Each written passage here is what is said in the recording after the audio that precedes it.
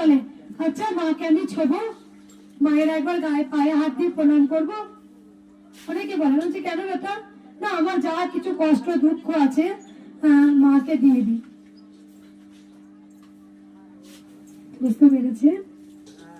আমি যখন মায়ের চরণটা ছুঁই, মাকে বলি মা তোমার পা গুলো দাও, আমি রাঙিয়ে দিই তোমার চরণগুলো। তুমি যখন কি সুন্দর হাঁটবে, নুপুর বাজবে, কি সুন্দর লাগবে।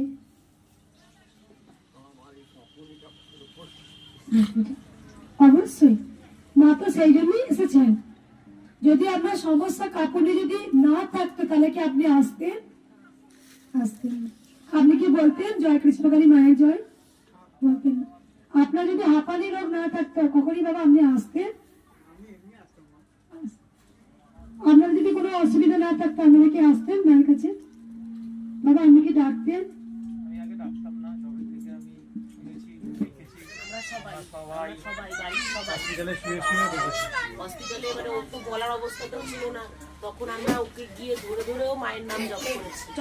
যেখানে মা আজকে বলছে মা আমি বাড়িতে কৃষ্ণকালী মাকে রাখতে পারবো, হ্যাঁ কেন রাখতে পারবেন না?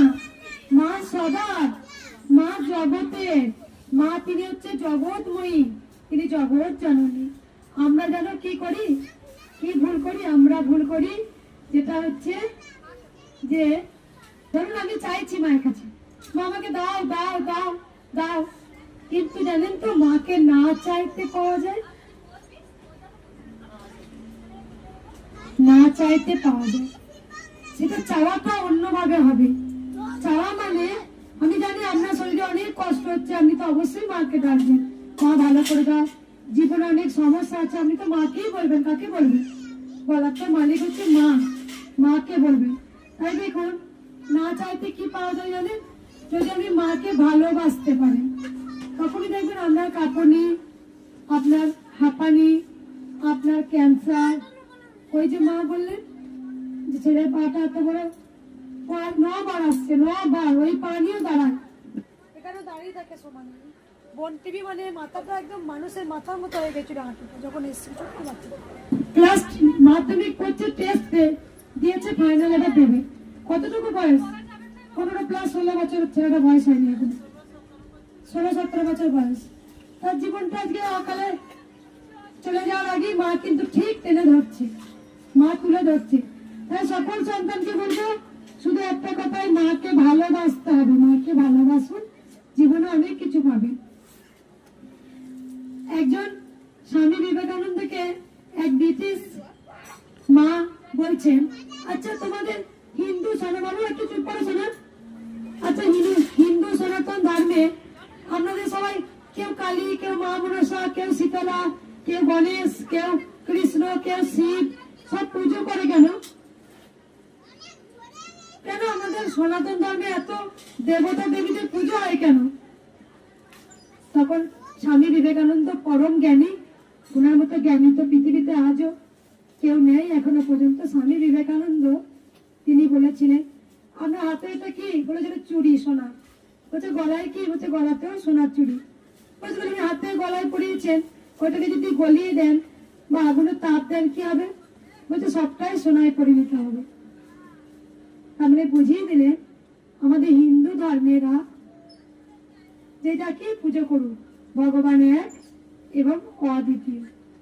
মা মনসাকে পুজো করলে সে গোবিন্দকেই ডাকা হচ্ছে, মা কালীকে পুজো করলে সে গোবিন্দকেই ডাকা হচ্ছে, আর যে মহাদেবকে ডাকছে সে গোবিন্দকেই ডাকা হচ্ছে, আর যে শীতলা মাকে ডাকছে সে গোবিন্দকেই ডাকা হচ্ছে। ভগবান শ্রীকৃষ্ণ তিনি বলেছিলেন আমি সর্বজীবের মধ্যে রয়েছি, সর্বজীবে রয়েছি, আমি সর্বত্র রয়েছি, আমি সমস্ত জীবের মধ্যে আমি রয়েছি। তিনি বিন্দুতে বিন্দুতে রয়েছেন, তিনি হচ্ছেন অদৃশ্য গোবিন্দ। তাই আমরা যাকেই ভক্তি করে ডাকি না কেন, যে দেবতাদের, ওই ভগবান শ্রীকৃষ্ণ তিনি পরমাত্মা, তিনি হচ্ছে পরম পিতা, তিনি পরমেশ্বর, তিনি হচ্ছে সব। তাই মায়ের নাম হচ্ছে কৃষ্ণ কালী। তাই যিনি কৃষ্ণ তিনি কালী, যিনি শ্যাম তিনি শ্যামা। তাই সকল সন্তানদের বলবো ভগবান এক এবং অদ্বিতীয়। হরি নাম সব থেকে মধুর নাম হচ্ছে হরি নাম। সব থেকে সেবা হচ্ছে একদম হরি সেবা। আর সব থেকে স্নান হচ্ছে গোবিন্দ স্নান। এই হরি নাম যে মুখে বলবে তিনি কিন্তু উদ্ধার হবেনি। ভগবান শ্রীকৃষ্ণ তিনি যুগে যুগে তিনি অবতার হয়ে এসেছিলেন। ভগবান শ্রীকৃষ্ণই এসেছিলেন, কারণ এক একটা যুগে তিনি অবতার হয়ে এসেছিলেন। সত্য যুগ, ত্রেতা যুগ, দ্বাপর যুগ, কলি যুগ। সত্য যুগে এসেছিলেন নৃসিংহ নারায়ণ, মা পালামি এসছেন। নৃসিংহ নারায়ণ বা মারাটা একটু দাও।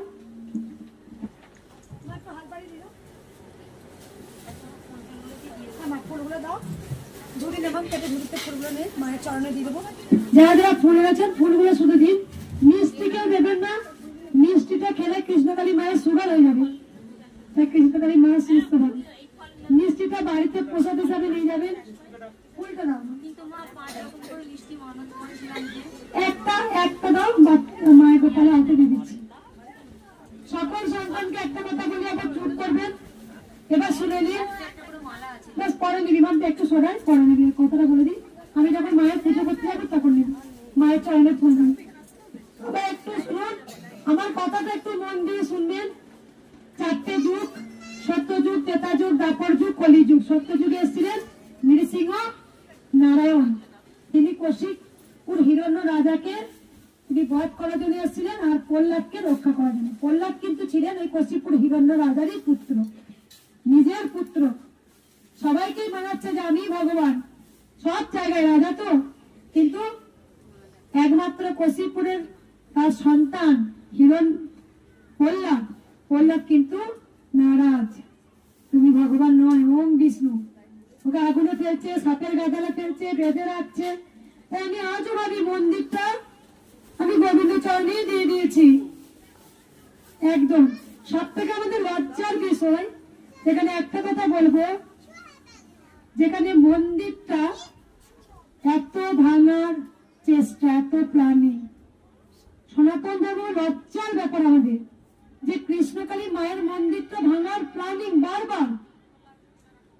এখনো কি অপরাধ মায়ের যে কৃষ্ণকালী মায়ের প্রচার হচ্ছে বলে আমি সম্পূর্ণ মায়ের উপরে ছেড়ে দিয়েছি। দেখি না, অনেক পরীক্ষা যে দিলাম, অনেক দিয়েছি পরীক্ষা। 1 নাম্বার প্রথম পরীক্ষা দিয়েছি আমার বাড়িতে। সেখানে বাড়িতে প্রচুর, সবাই জানেন, ভক্তদের গরম জল ছুড়ে মেরেছিল, আমাদেরকে প্রচুর মেরেছিল। 2 নাম্বার দিয়েছি হ্যাচারিতে, সেখানেও তাই করেছে প্ল্যানিং করে, এখানেও তাই হচ্ছে। কিন্তু মায়ের মন্দির কি হবে না? অবশ্যই। রানী রাসমণির ছিল অর্থের বল, আমার আছে ভক্তের বল। আর নয়। এবার ঘুরিয়ে দাঁড়াতে শিখেছি। যেদিন প্রথম মায়ের মন্দিরটা ভেঙে ঘুরিয়ে দেবো বলে এসেছিল, সেদিন ভক্তরাই কিন্তু ঘুরিয়ে দাঁড়িয়েছিল।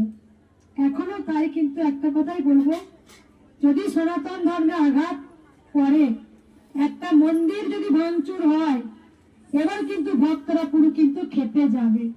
সেদিনকেও খেপে গিয়েছিল। তখন এখনো যদি ভক্তরা বলে, এখন আমাকে এতটাই ভালোবাসে, তারা বলেছে যে যেখানে মা আপনি যাবেন, সেখানে আমরা সব জায়গাতেই যাব, কারণ আমরা মায়ের মন্দির চাই। কি ভক্তরা? তারা আমাকে প্রচুর ভালোবাসে, আমি জানি।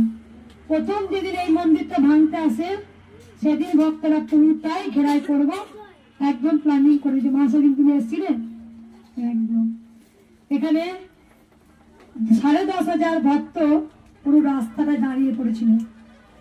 দেখবো কেমন, আমি তো বলেই দিয়েছি, একটা ইট তুলবো, ভক্তদের হাতে দেবো, দিয়ে মন্দির শুরু করবো। ভক্তরা মাথায় করে একটা করে ইট নেবে। প্রতিদিন যদি লাখো লাখো ভক্ত আসে, 5 দিনই 1 মাসের মধ্যে মায়ের মন্দির অর্ধেকের উপর উঠে যাবে। কারণ সনাতন ধর্ম আঘাত হানা আর মন্দির ভাঙা, আমিও দেখে যাব কি করে কৃষ্ণকালী মায়ের মন্দির ভাঙতে পারে। একদম একটা কথাই বলবো, এখনো পর্যন্ত হুমকি যে মায়ের মন্দির ভেঙে গুড়িয়ে দেবে। এখনো পর্যন্ত সনাতন ধর্মে মন্দির ভেঙে গুড়াবে, মন্দির মন্দির ভাঙবে, সেখানে মা বসে আছেন সেই মন্দির ভাঙবে। এমনকি তুমি শুনেছো বেটা অনেক কথা একদম। তারপরে আসছে এই কথা, 2 নম্বর কথা বলি। তাহলে কশিপুর হিরণ্য প্রহ্লাদ কিন্তু কে রক্ষা করেছিলেন? ওই বিষ্ণুই রক্ষা করেছিলেন।